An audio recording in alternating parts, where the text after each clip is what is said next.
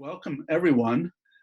I'm Bill Torbert, and along with Dana Carman and Heidi Gutekunst and Sarah Audsley, who makes it all possible, I'm looking forward to this opportunity to discuss with you Chapter 2 of my memoir, Numbskull. And you know, the purpose of writing the book and of having these events is to support people in remembering back to their childhoods and what are the significant events for you. We had some wonderful feedback from several people, but two in particular after the first session wrote about making contact with childhood memories that they had not remembered and that they considered very significant. So I was happy to see that kind of response. Now, Chapter 2 is about the time when I came back to America, having lived in Spain and Vienna and Salzburg for 8 years. And so I call the chapter Becoming an American Boy, 1956 to 1961. And it's about my years in Washington, D.C. first with my family, and then in boarding school at Andover, north of Boston. And in the first case, in Washington, I seem to be working primarily out of the Diplomat action logic. And then in Andover, I was shocked into the expert action logic and also shocked back out of it, as I'll read in a moment or two. During my second and third years at Andover, I was helped to go beyond the individualistic craft-like perfection of getting the right answer in geometry and the merely mental perfectionism of ranking near the top of my year, grade-wise, by a single incident that occurred when I received my first grade in Mr. Girash's English class. All of us assigned to Mr. Girash's class were petrified by his reputation as far and away the hardest grader at the school. On first sight, moreover, he looked mean, even cruel, thin face, hawk nose, with a dry, cynical cackle where a laugh might have sounded. His surprise quizzes commenced with the second class, a question on the reading, 2 minutes to write. He graded on a 1 to 10 basis, and I feared that I might well receive less than an 8 or 80, thereby receiving my worst grade at Andover to date. I reasoned with myself that it would hardly be the end of the world. Nevertheless, my worst fear was that I might just break down and cry. At the beginning of the following class, Mr. Girash passed back the papers one by one, sending them around the circle of students so that one saw others' grades. A truly callous exposure of anyone with a bad grade, I thought. As I was sitting 2 persons to his left and the papers were coming around my way, I felt the impact of the 6 that passed before me, and then heard the sob of the boy who received it. I felt badly for him, but it took some of the tension off for me. However, the situation was becoming much worse than I could possibly have imagined. First a 2, and then a 4 next paraded before my horrified eyes. For some reason, largely I believe the sob of that other kid, these numbers suddenly seemed farcical rather than serious.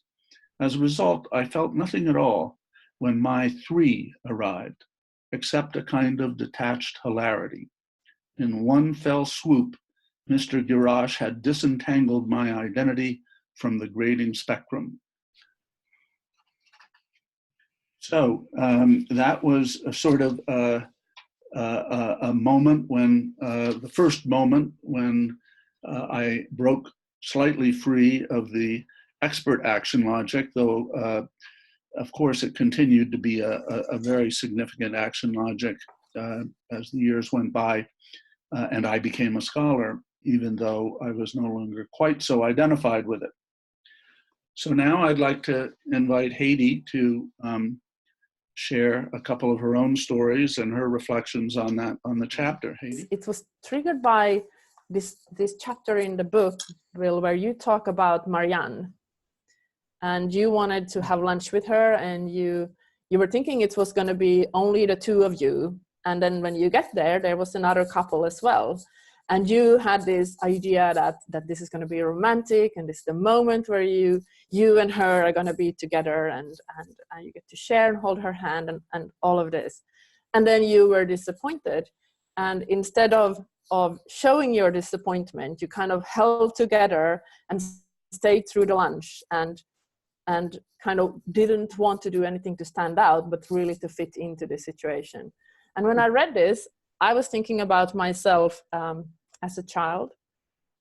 So I was 3 or 4 years old when my parents got divorced, which then meant that as I stayed lived with my mother, I would only go and visit my father, and he was a sea captain, so there wasn't much time for me actually to have time with him. And I really, really loved my father. I wanted every bit that I could just spend with him. But the relationship was completely on his terms. So he decided when he was going to meet me, and he decided what he was going to do with me. And I remember maybe being 6 or 7 or so when I was staying for a weekend with my father, and I wanted to go fishing with him, because going fishing with him meant that I could be with him, have the full attention. He would only be with me, and I felt so loved and fulfilled to spend that time with him apart from other people in my family.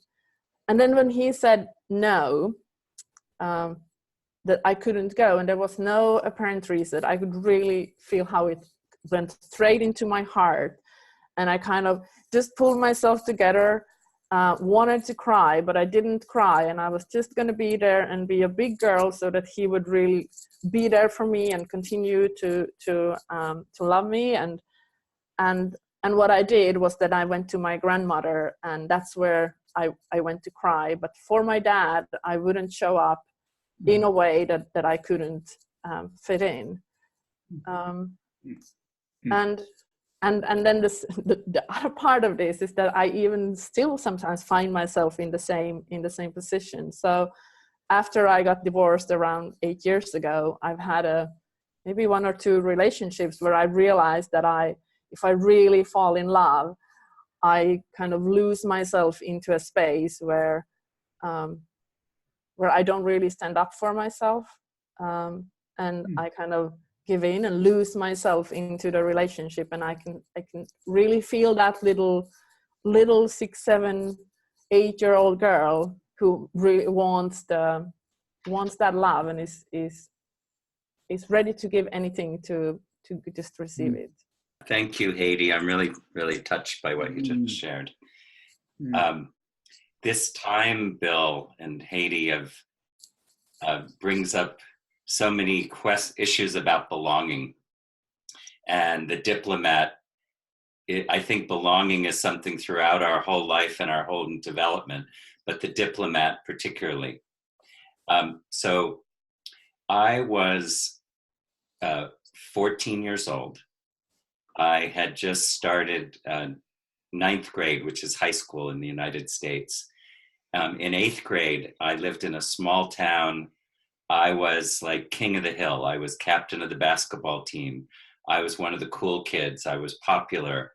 And then I went from a small high school where I was a big fish to a big regional high school where I was a small fish. And somehow, and over those years, you know, I went from being normal height to being like a little kid. And I went out for the basketball team. And instead of being the star of the basketball team, I was one of the reserves. And so the very first game of the year, I got put in the game with, 15 seconds left. And my job was to dribble the ball so that we held our 1-point lead and we wouldn't lose the game, because I was a pretty good dribbler. But I got in the game and I started dribbling the ball, and I looked down the other end of the court, and there was Stanley Plaza waving his arms. I threw the pass to him. He jumped up, he fouled the guy on the other team. The other guy on the other team hit 2 foul shots, and we lost the game. That was the beginning and the end of my high school basketball career. And the next day, I walked to school, and I can speak. It's just so, it's so present and real, even though it was so many decades ago.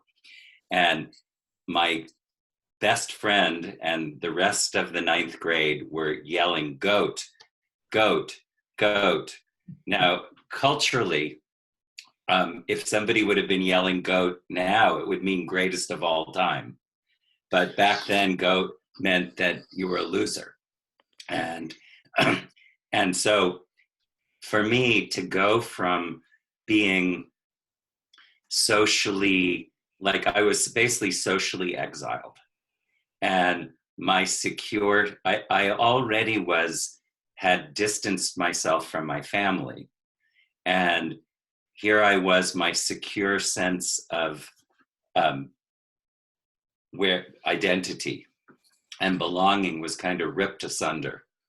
And I remember going home and just crying in my bed, and it was so painful to the thought of going to school each day. Then I began to just numb myself. And so for the next several years, I spent my time creating a different identity and numbing myself. And there was no adult there at the time that I could really understand my experience and let me know that I was okay. So on one hand, that experience of falling from grace, falling from a sense of belonging, was both incredibly painful. In another way, it's been one of the key stories of my life about, which has been about how do I get here and be present? How am I present for my life is one story, and how do I unnumb myself? Well, let's really like to invite the rest of you into this conversation to either comment on anything we have said, or share a story of your own, or raise questions that we haven't even suggested so far about developmental theory or these particular stages of diplomat and expert.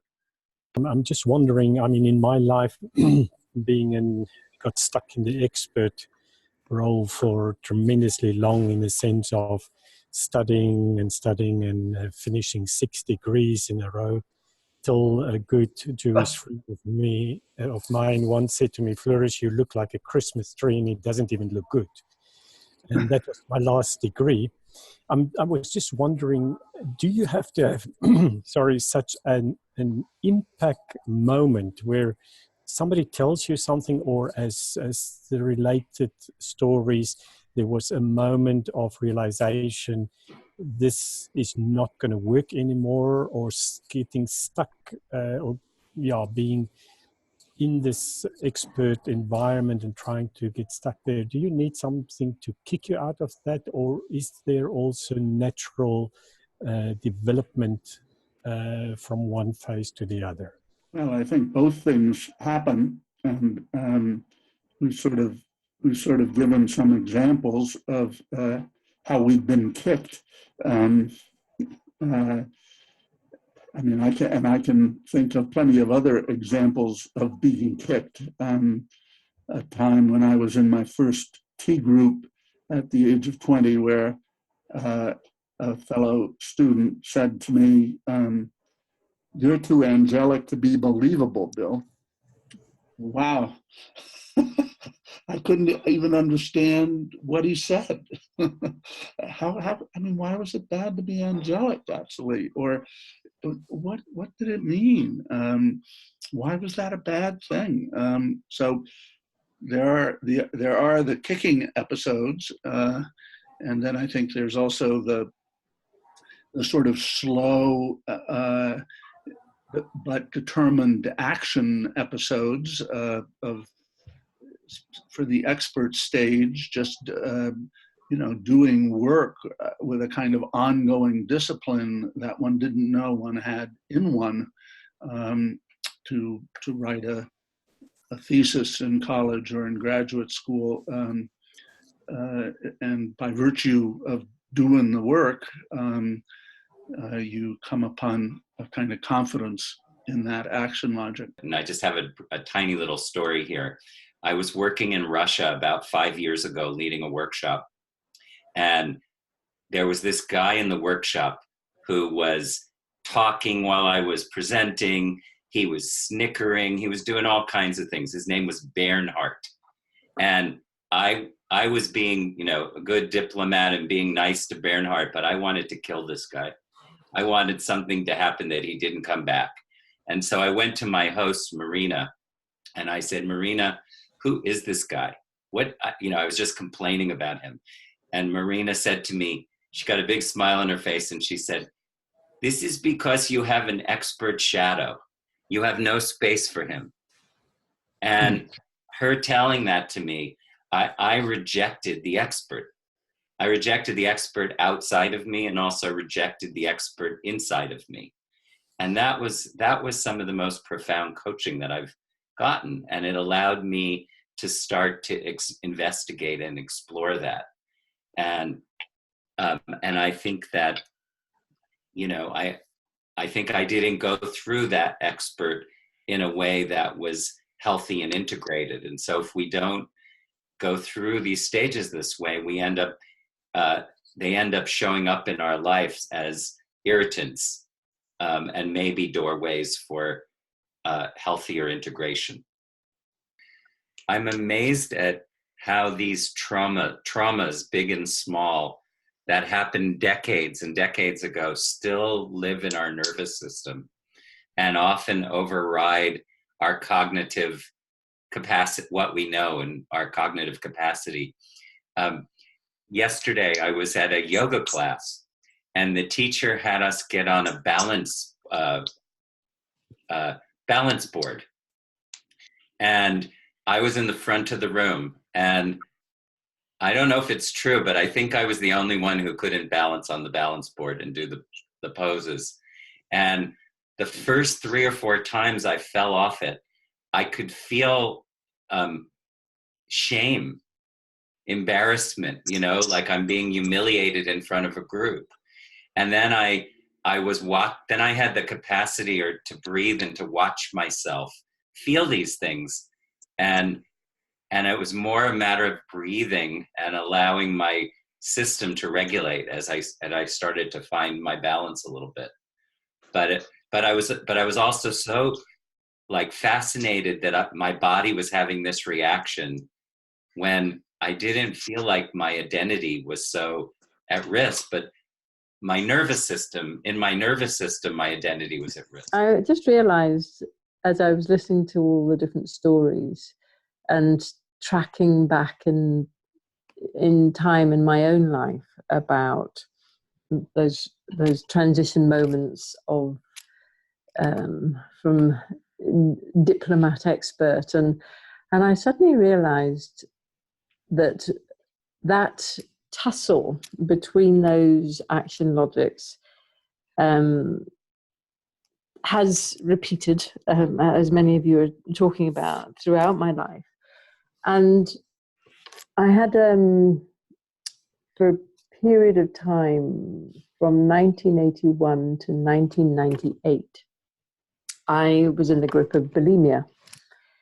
And the kind of origins of that I can sort of trace back to my childhood as a little girl born in Africa and lived there for my first 12 years, and my transition, part of what happened while I was there, but also my transition from living in Zambia to moving to the UK. But what just